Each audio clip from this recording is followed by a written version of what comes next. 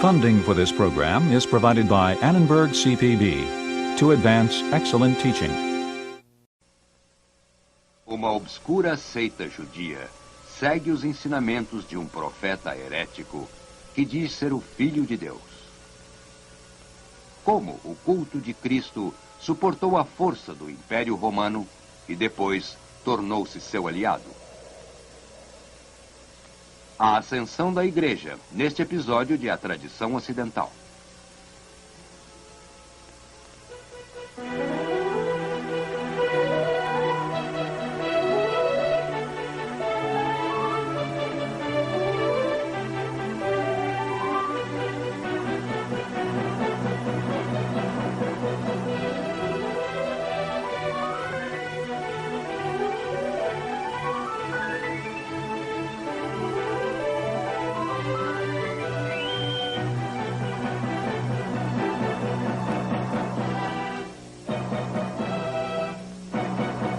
Agora, o professor da Universidade da Califórnia, Eugene Weber, em sua jornada através da história da civilização ocidental. No último episódio, paramos no início do cristianismo, quando Cristo e seus discípulos ensinavam aos judeus um tipo de judaísmo reformado, onde a longa tradição dos profetas hebreus prometiam a vinda de um Messias, que constituiria o reino de Deus na terra. Jesus parece ter ensinado que não haveria reino, mas sim o dia do julgamento, que chegaria logo, quando o pecaminoso seria punido e o virtuoso recompensado. E assim a mensagem era: abandone todos os pecados enquanto ainda há tempo. Era definitivamente uma despedida da ortodoxia, mas ainda não havia a ideia de separatismo nas comunidades cristãs, isto é, até São Paulo aparecer. Paulo era um cidadão romano, nascido na cidade de Tarso, na Ásia Menor. Ele era um rabino e um fariseu, em outras palavras, um judeu bastante ortodoxo. E como judeu ortodoxo, perseguia os cristãos, a quem via como heréticos e um perigo ao judaísmo. Mas em 35 depois de Cristo, 5 anos após a crucificação de Cristo, Paulo teve uma visão na estrada para Damasco e tornou-se convencido que Jesus era o Filho de Deus. Esta é uma versão do século XV da conversão de Paulo. Ele acabou sendo o grande organizador, o grande relações públicas da jovem fé. E, na verdade, tornou o cristianismo competitivo com outras religiões. Ele ampliou o âmbito, recrutando fora do grupo restrito de pessoas que obedeciam à lei judia. Admitia não-judeus sem pedir que fossem circuncidados primeiro e sem insistir que respeitassem as leis rituais, principalmente as leis que diziam respeito à comida. Provavelmente fez isto pois estava com pressa. O fim do mundo estava próximo e ele não podia perder tempo com banalidades. Mas vale a pena lembrar que Paulo e seus seguidores puderam espalhar o cristianismo devido às estradas de Roma e à paz de Roma, bem como sua habilidade e o apelo da religião. Era Roma que unia o mundo mediterrâneo. Igualmente importante foi o koine, o dialeto grego comum que se espalhou de leste a oeste, tornando todo o Mediterrâneo um mundo bilíngue, onde os viajantes podiam ser compreendidos em toda a parte. São Paulo escreveu aos romanos em grego, e até o início do século III depois de Cristo, a linguagem da liturgia cristã na Igreja de Roma era o grego. Foi também para o grego que as escrituras hebraicas foram traduzidas 2 séculos antes de Cristo. Esta tradução, extremamente importante, foi terminada na Alexandria helenística, com sua grande comunidade judia. Foi chamada de o Septuaginta, latim para 70, pois supostamente houve 70 tradutores. E assim estava pronta para os primeiros missionários cristãos, quando começaram a levar sua mensagem pelo mundo. Nas sinagogas, que podiam ser encontradas em cidades helenísticas como esta, adora Europas, as traduções das escrituras hebraicas eram lidas e estudadas. E acho que nem a igreja cristã, nem Paulo, teriam ido muito longe sem o Septuaginte e as sinagogas, e sem escrever o Novo Testamento no Koine grego desde o início.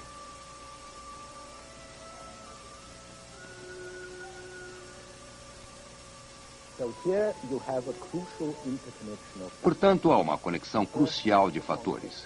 Primeiro, a conquista do Império Romano, que uniu o mundo mediterrâneo. Segundo, a criação helenística de uma linguagem comum para este mundo. Ambos eram pré-condições para o avanço do cristianismo. Entretanto, com o passar do tempo, os judeus tornaram-se cada vez mais hostis aos cristãos, e os cristãos também tornaram-se mais hostis aos judeus. Para os judeus, os cristãos eram hereges. Aos cristãos, os judeus eram obstinadamente cegos ao que era tão evidente e tão sagrado. E assim, o cristianismo separou-se do judaísmo. Abandonou a trilha relativamente direta do pensamento religioso judeu e, indo para o Oriente, pelas margens do Mediterrâneo, começou a apelar a um novo público e a desenvolver uma teologia própria. Este avanço do cristianismo foi fomentado na segunda metade do século I por uma grande revolta dos judeus contra Roma e uma onda de antissemitismo que varreu o leste na mesma época. Mas o general romano Tito sufocou a revolta e saqueou o templo judeu em Jerusalém em 70 d.C. Esta é a procissão romana com os despojos de Jerusalém. Nessa época, os cristãos ainda eram uma seita judia e foram afetados emocionalmente pela derrota humilhante. Mas então duas coisas aconteceram. Por um lado, muitos cristãos tinham um ódio intrínseco do poder secular. E por outro, como se pode ver por esta moeda com a inscrição Judéia capturada, as comunidades judias estabelecidas e a força da religião judia ortodoxa temporariamente desabaram. Assim, foi fácil para os cristãos se liberarem. A Jerusalém terrena havia sido destruída, e agora a versão ideal poderia ser melhor projetada no paraíso, sem a preocupação de verdadeiras nações ou governos. O resultado de tudo isso pode ser encontrado na sugestão feita por Origen, um professor cristão que viveu na Alexandria no século III. Origen escreveu que cristãos não devem tomar parte no governo dos estados, e sua única preocupação deve ser a nação divina, isto é, a igreja. Alguns religiosos foram ainda mais longe, negando o mundo e seu próprio corpo, que na dicotomia entre espírito e carne obteve um distante segundo lugar. Distribuíram suas propriedades, jejuaram, flagelaram-se, e Origen defendia a completa castidade e provavelmente foi castrado. Se a igreja tivesse cedido a Origen, sua história teria terminado ali. Mas, felizmente, São Paulo sugeriu que era melhor casar do que queimar. Ainda assim, as ideias não mundanas, antisseculares de Origen, continuaram influentes. E enquanto o Império Romano se desintegrava, os religiosos observavam com um certo desinteresse. Exercitavam seus talentos em controvérsias teológicas e na difusão de comunidades monásticas, como esta na Grécia, desligadas do mundo pecaminoso, onde cristãos podiam concentrar-se na salvação pessoal e passar a vida em contemplação e penitência. Pode ser discutido, e o foi na época, que esta atitude tinha um pouco de birra, uma fuga do mundo, quando o mundo parecia difícil de suportar, negando valores terrenos para assegurar-se contra as perdas. Também pode ser discutido que quando se nega certos valores, pelo menos por implicação, a afirmação de valores alternativos. Mas para muitas pessoas na época, mesmo este aspecto positivo era muito parecido com algo negativo. E para entender isso, temos que imaginar como eram vistos estes primeiros cristãos pelos respeitáveis donos de propriedades nos 3 primeiros séculos depois de Cristo. Para começar, muita gente achava que os cristãos eram loucos ou bêbados. A ressurreição de Cristo e a ascensão eram incompatíveis com a ciência natural. E para um pagão intelectual, aceitar a encarnação de Deus na forma humana de Jesus seria como um homem moderno negando a evolução das espécies.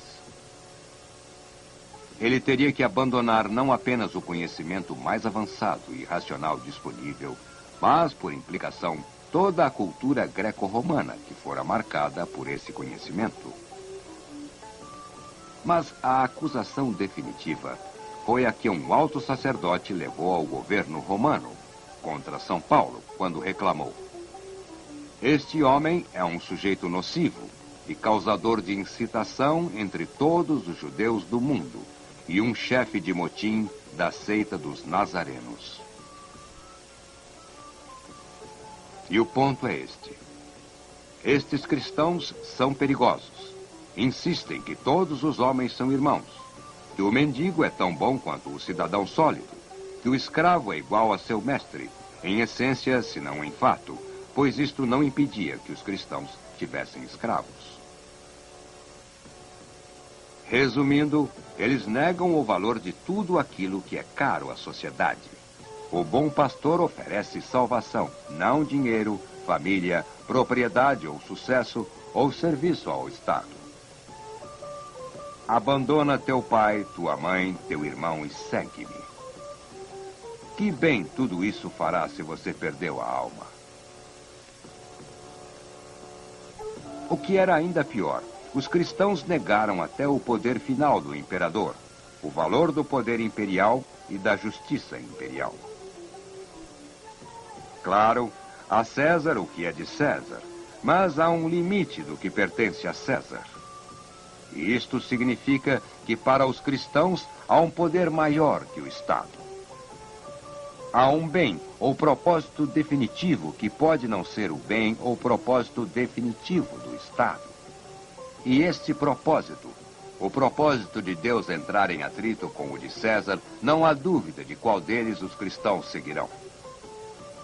Pense um pouco no caráter revolucionário de tais ideias sendo difundidas numa sociedade onde o valor material reina supremo.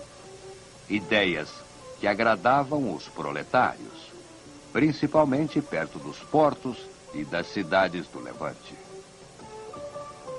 É uma sociedade onde deuses, como Diana aqui, eram antropomórficos, com forma e personalidade humanas.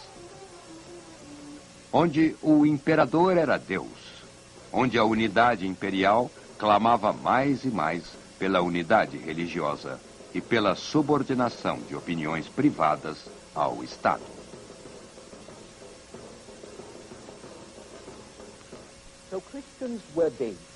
Assim, os cristãos eram perigosos e eram subversivos, pois seu sucesso ameaçava não apenas ao Estado, mas toda a base estabelecida e aceita da vida social e do valor social.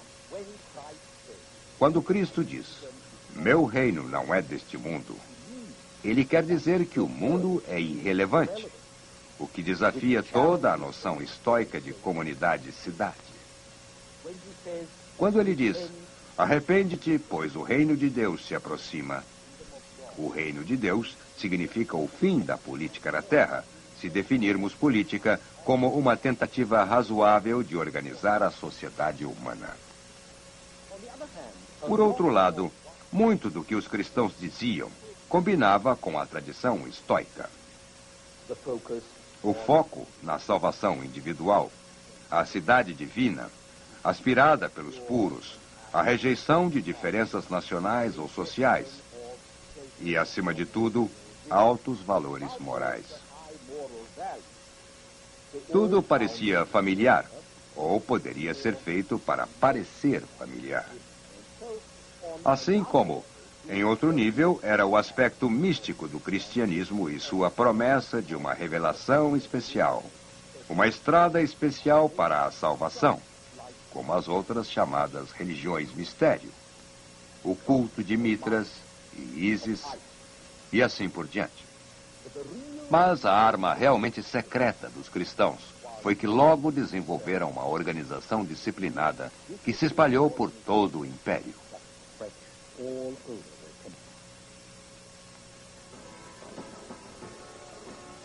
Tudo começou com o fato de que os cristãos tinham um livro, a Bíblia, cheia de potentes promessas e histórias de milagres, que trazia os contos confirmados por pessoas que eram praticamente contemporâneas. Os cristãos, como um grupo prático, realizavam reuniões, leituras e discussões sobre o Evangelho e tiraram vantagem do respeito romano pelas tumbas e organizaram-se legalmente como sociedades de sepultamento. Esta é uma de suas catacumbas, seus túneis de sepultamento subterrâneo. Isto significa que, mesmo quando as autoridades perseguiam os cristãos, geralmente respeitavam as catacumbas, pelo menos até o século III, quando os cristãos já estavam bem organizados. Havia também o fato de que, embora o cristianismo fosse tão misterioso quanto qualquer outro culto mistério, era bem mais barato de se afiliar. A iniciação de um adorador no Mitras pedia um touro. Iniciação para o culto de Ísis pedia uma série de presentes e sacrifícios. Mas, se você quisesse adorar a Cristo, não havia despesas iniciais. E a maioria das reuniões da igreja eram como piqueniques da escola dominical. Era agradável e era econômico. Mas se você quisesse, e provavelmente iria querer, poderia doar óbolos à igreja. No século III, a igreja estava rica. Doação de óbolos era uma transferência criteriosa de capital deste mundo para o outro, um tipo de seguro contra incêndio. Estas contribuições e legados acumularam nas mãos dos bispos e foram devotadas quase que exclusivamente à caridade, e não apenas à cristã. É possível imaginar a alavanca de poder que esta caridade cristã era, enquanto a organização romana desintegrava. Conforme a miséria aumentava e as grandes cidades enchiam-se de pobres famintos e os homens eram expulsos do trabalho ou de suas terras pelos bárbaros ou nobres ou coletores de impostos. E os bispos cristãos que controlavam os óbolos eram os únicos homens honestos que havia. Os únicos homens honestos poderosos que havia. Os governadores das províncias e os outros magistrados eram fantoches de sangue azul, designados por 1 ou 2 anos para agir como figuras de proa de um serviço mal pago e, portanto, corrupto. Assim, no século III, o bispo surge como uma figura permanente de sua cidade, dedicado a seu trabalho, a seu rebanho e responsável apenas a Deus.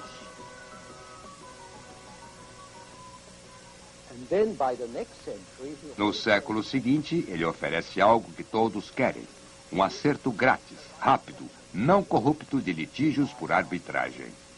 E isto é procurado por pagãos e hereges, assim como cristãos. Assim, a igreja torna-se uma força a ser considerada até no século IV ser oficialmente reconhecida pelo Estado romano.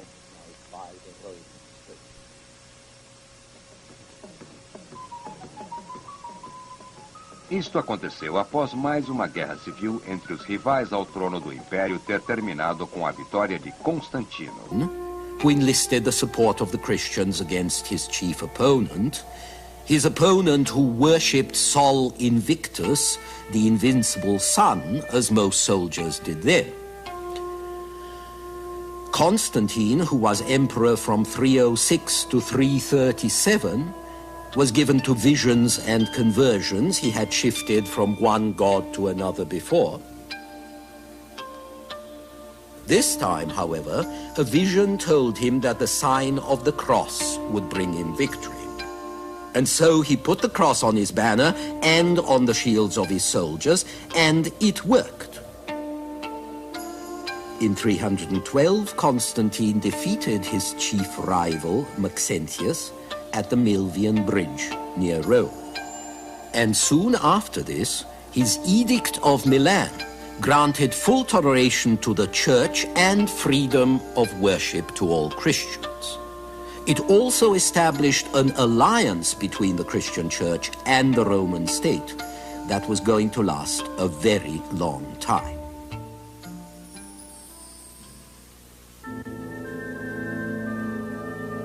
Within a few decades, tolerance for Christians turned into the right for Christians to be intolerant of any other faith or church, and to tear down temples like this temple of Artemis in Jordan. Around 400, public paganism was suppressed, the temples were closed everywhere, the statues broken up, often by Christian mobs, and the proud inscriptions proclaiming the unshakable alliance of cities and their gods were carted away to pave the public highways. For the Jews during this period, there were pogroms, organized massacres which enlisted the anti-Semitism of the urban Greeks in the cause of God. For the pagans, there was the closing of the schools, the closing of temples, persecution, sometimes lynchings, as happened with Hypatia, a distinguished lady of Alexandria who went in for philosophy and mathematics. As described by Edward Gibbon, the historian who didn't like early Christians very much, Hypatia was torn from her chariot, stripped naked, dragged to the church, and inhumanely butchered by a troop of savage, merciless fanatics. Her flesh was scraped from the bones with sharp oyster shells, and her quivering limbs were delivered to the flames. The just progress of inquiry and punishment was stopped by seasonable gifts. Thus, Gibbon.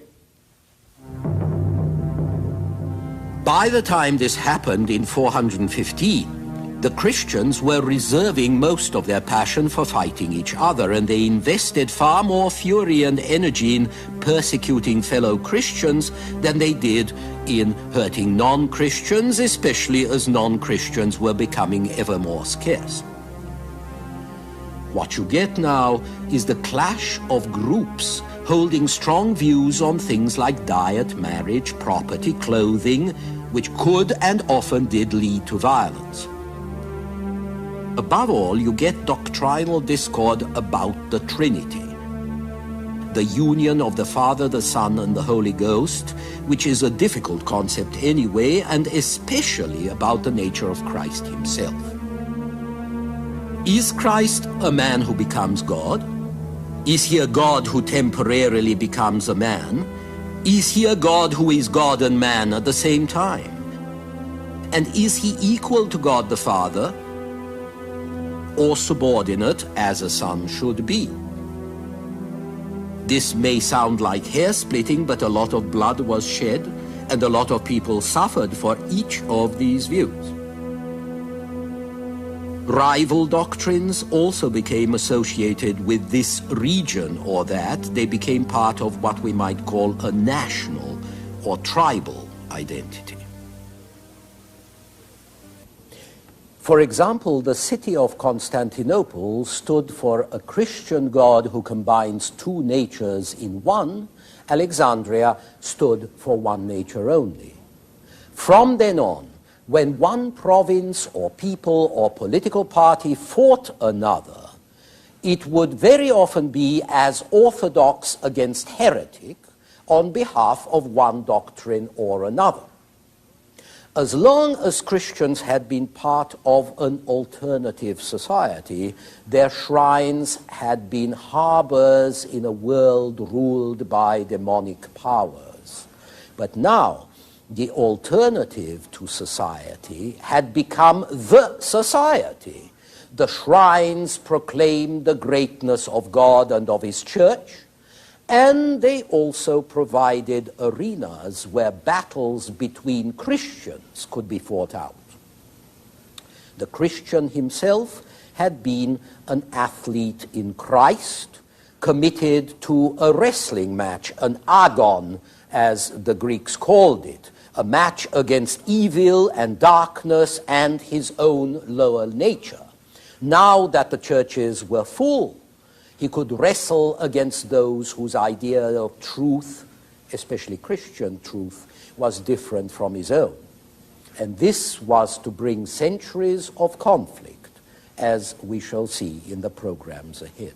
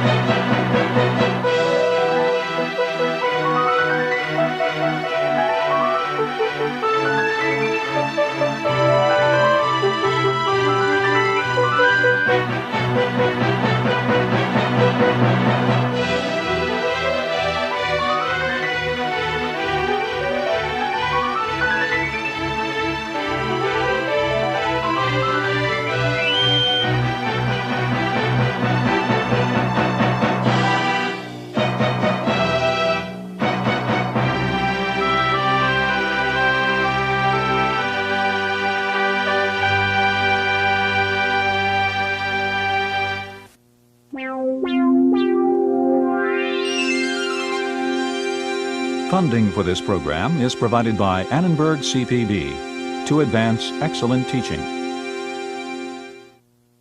For information about this and other Annenberg CPB programs, call 1-800-LEARNER and visit us at www.learner.org.